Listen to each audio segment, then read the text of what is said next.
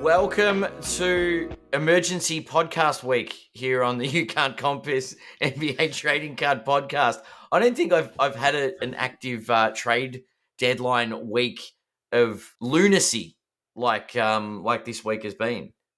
Perhaps we're taking liberties of the word emergency. Maybe we need to rephrase this. We just wanted to have a chat. We weren't going to be able to sleep unless we talked about this. Well, actually, I think I would have slept like a baby, honestly. Yeah.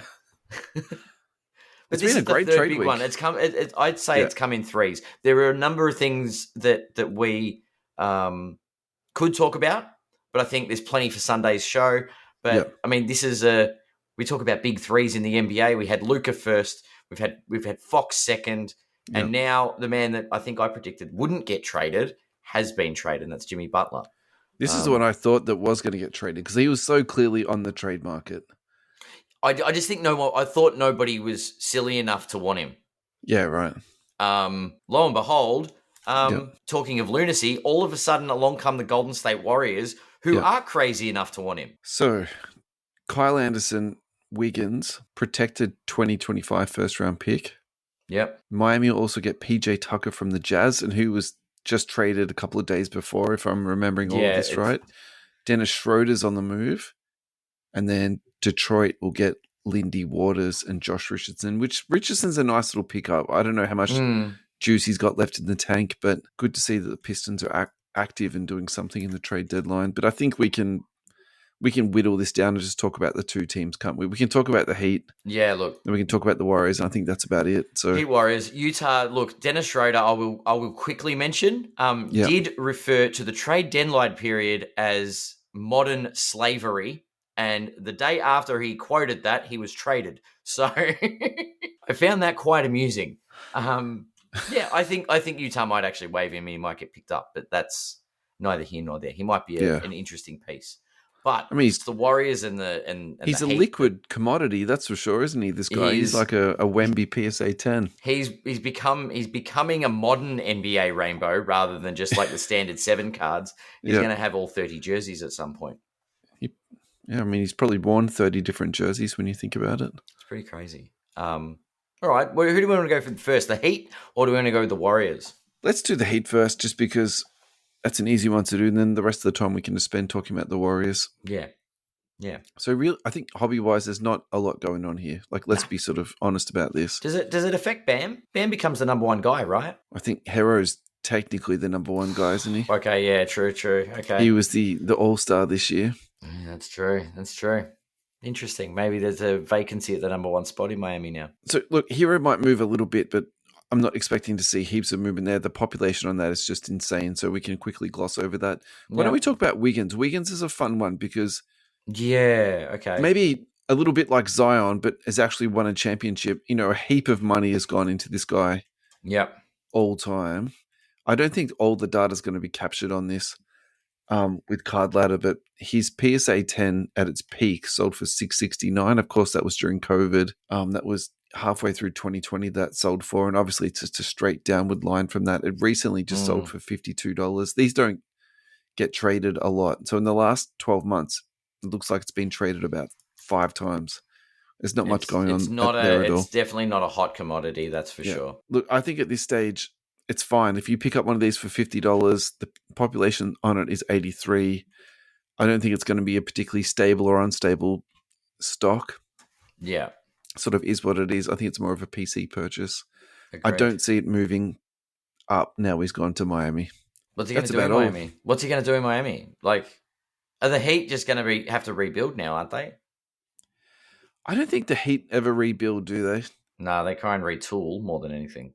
The funny thing is I actually don't see it as a massive talent downgrade from Jimmy Butler to Wiggins. Like, I think Wiggins can be passive. I definitely think that. Like, you know, Butler's a lot more aggressive, but Wiggins is a super talented guy and he plays both ends. He's probably a better rebounder than Butler is. Yeah. Yeah, okay. So it's interesting. It's not an insane, dip down for the Heat. Yeah. But I don't think it moves the needle too much on the Heat. The Warriors, on the other hand, let's move to the Warriors because I think they're the talking point, aren't they? They're the ones that are trying to reopen their championship window. Yeah. And who does this impact most? I think the most important one is Steph Curry. Yeah. I think, actually, from my perspective, I would actually like to see the Warriors have done something like this last year or the year before, because Too little, too late, you reckon? I think a little bit, because each Mm. year that goes on, Steph's just getting that one step slower, and Draymond is losing 2 steps a year at the moment. He's not losing 1 step a year. It's like he's just about cooked it. He's just living on intelligence these days. Like, he's such a smart basketball player, but physically, it's almost like, go back and watch some of his old stuff. It's comical how fast he could actually, used to be able to move and get up and down the court. Yeah. Do I like this for the Warriors? Actually, I like it a lot, because it's just so they're giving him a 2-year contract extension, which is the perfect amount of time for Jimmy Butler to be on a team. After 2 years, he's going to want out, which is perfect. In another 2 more years, Steph is probably going to be retired. So again, they're not, stitching up their future cap space for this guy that isn't going to fit their timeline. I think this is it's a very metered and measured risk. I don't see any problem with it. Yeah. I think the other thing too is, like, if we want to use the Chicago Bulls analogy, if he's the Dennis Rodman coming in, who's a bit of the crazy person, a bit of the wild child, but he's coming into a very veteran, well-established locker room. Actually, I've said this before. I think Steph is a very good leader. I think Draymond will be able to keep him under check. Well, that was going to be my next point. Is Draymond going to knock him out, or is he going to work with him? Because I feel like there's memes. There's issues already. Yeah, there's been memes going around about that ad, but I actually think that's a very superficial sort of view on it, because if you think about Draymond on the Olympic team, there's heaps of A+ studs on that team. He didn't have any problems at all. I think actually chemistry-wise, he was maybe a little bit too chill from some of the reports that were coming out of the Olympic stories about him being at massage parlors and all that type of stuff at 3:00 in the morning. Let's just move on from that, hey? So you reckon it's a good fit? You think the three of them is a big three? He's going to be totally fine. And I kind of think some people just understand each other. And I also think too, like, he's actually not the type of teammate that's he did go after Jordan Poole, but he's not. That actually isn't his reputation. His reputation in the league is going after the opposition, right? That's true. So I think people who are, like, working hard, doing all the right things and playing the right way, I think, and Jimmy Butler fits that. There's no problem there for Draymond. That doesn't fuss me 1 second, man. Yeah. Yeah. Let's talk about Jimmy Butler cards, though, because actually this is worth talking about. So Silver PSA 10, population on this is just 24. This is the 2012 card, and this is, just for a little bit of history here, this is the year that there was 2 draft classes chucked into one. The lockout, was it? Was it? Yeah, there was a lockout, like a half-season lockout year. There's no rookie shield on the rookie logo, but this is still considered his rookie card. So it's a bit of a funny one, but yeah. So now this is really interesting. Population on this is 24. Last sold for $1,000. This has been as high as 2007. As in $2,700, $2,500. This is traded for. So this has gone for some big dollars, and is still up, really high. Actually, I'm going to make a crazy claim on this. I think if he wins the championship, that would go higher. I think that's going to go to like 1.4, 1.5. Really? Yeah, I think the low pop count is insane, but I think there's some weird collectability about this guy too, and I also think he's a bit of a weird unit, which would kind of have that cult collector status. In some people's eyes, yeah. Interesting. And the fact that that's held that high for such a long period of time, I don't see him being traded to the Warriors as, like, it's a going and down thing. So, yeah. Yeah, Steph, let's talk Steph. We're almost at the 10-minute mark already. Let's quickly get Steph Curry in. Let's have some Steph talk, because I think this is gonna make or break the end of his legacy. This is a really cool one, actually. So Steph Curry, 4 NBA championships. Also with 4 is LeBron James, Manu Ginobili, Shaquille O'Neal, Robert Parrish. 5 championships, Tim Duncan, Kobe Bryant, Ron Harper, Dennis Rodman, Magic Johnson, and George Mikan. And so going from 4 to 5 is a really big thing. Yeah. It's a huge step up on the mountain, right? Yeah. And I think also too, there's a heap of hobby love for this guy already. So it's not like he's a underappreciated, low value card, anything like that. But I also do think it's Steph, but that would give it more juice again. I think that's a really fun one to talk about here in terms of, legacy and another championship might put him on Rushmore kind of thing. Do you know what I mean? Like it elevates him such a fair amount more.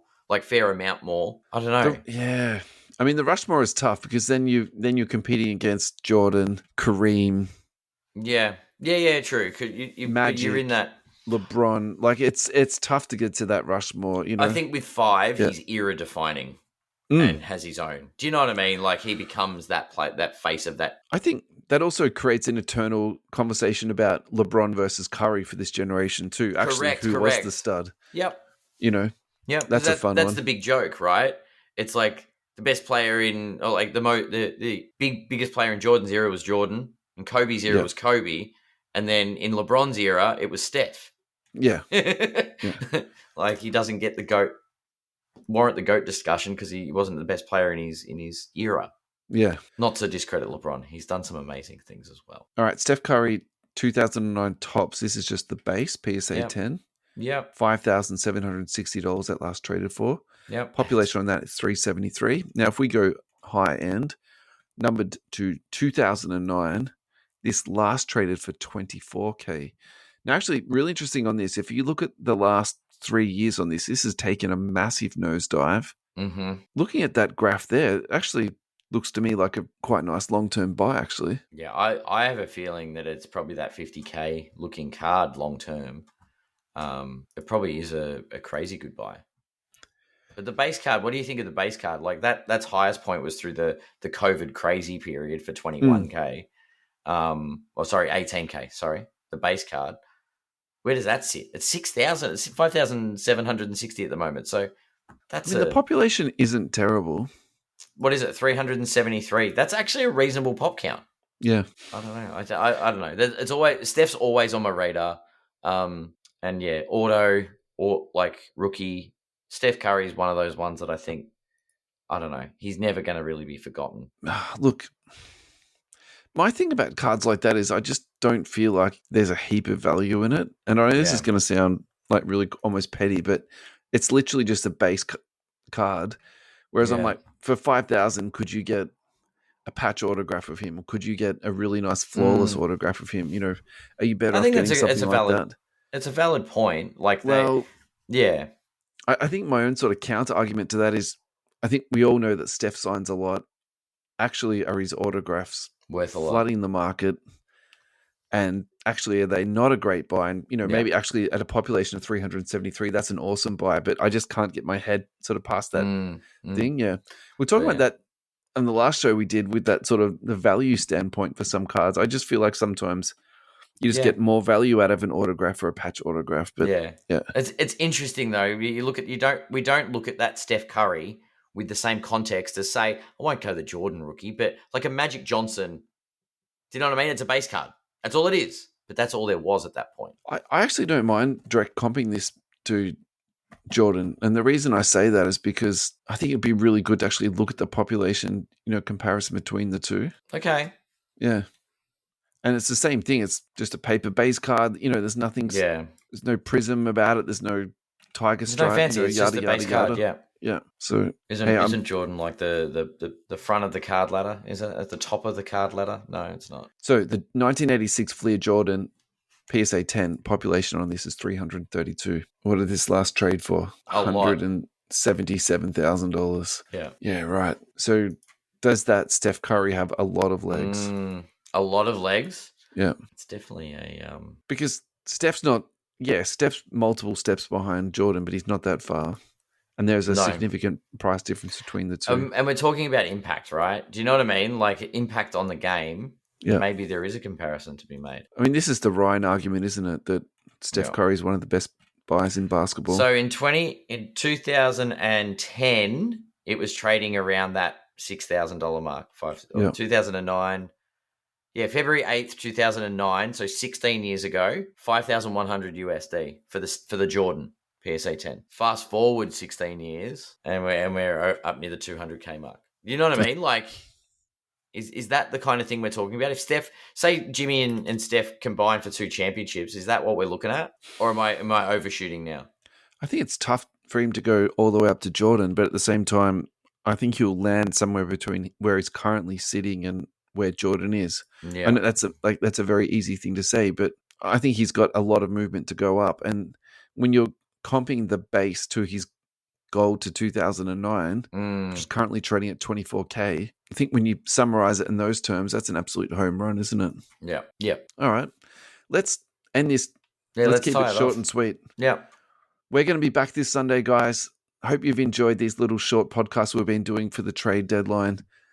Thank you so much for listening. It's our big three for the week. Yeah. So we have had some really good numbers on these 2 ads. So thanks everyone who's taken the time out to listen to these. We hope you have enjoyed them.